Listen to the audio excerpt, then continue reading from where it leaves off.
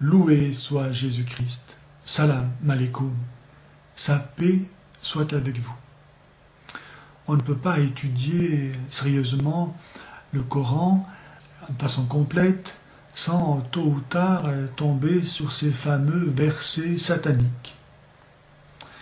Pour en parler, je me référerai aux commentaires du Coran fait par Al-Tabari, ce grand théologien arabe mort en 923 à Bagdad.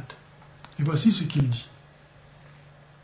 Puisque le prophète de l'islam s'était aperçu du fait que la tribu des Korachites était réticente à son égard, et puisque cela lui fut pénible à supporter, il souhaita que quelque chose lui vînt de la part de Dieu, pour les rapprocher, les Korachites, de lui.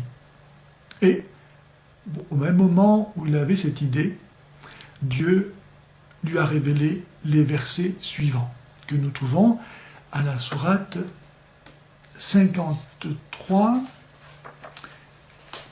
qui commence comme cela. Par l'étoile, lorsqu'elle disparaît, votre compagnon n'est pas un égaré, il n'est pas dans l'erreur. On voit que ce n'est pas Allah qui parle, ici. Que le Coran, ici, n'est pas la parole d'Allah, car Dieu ne peut pas jurer, ne peut pas invoquer une autorité supérieure à la sienne. C'est donc Mohammed qui invoque l'autorité de l'étoile qui disparaît, et non pas celle de Dieu, pour faire son serment, pour assurer que ce qu'il va dire est vrai.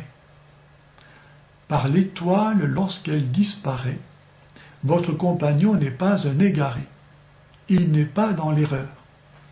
On voit là que, pour le moins, il fait une concession à l'esprit idolâtrique de ceux à qui il va s'adresser. Et de fait, les fameux versets sataniques viennent un peu plus loin, au verset 19 et 20, car ce n'est pas la seule fois dans le Coran que Mohammed fait des serments en se référant, en invoquant l'autorité de quelque chose qui n'est pas Dieu. Au verset 19 et 20, Al-Tabari nous dit que Mohammed a voulu reconnaître le caractère éminent des idoles, des Korachites, qui s'appelaient Al-Lat, Al-Uzza et Manat, et reconnaître leur intercession. C'est ce qui est écrit, versets 19 et 20. Alors évidemment, ça a posé problème à Mohammed plus tard. On lui a fait remarquer que le monothéisme était incompatible avec la reconnaissance d'autres divinités.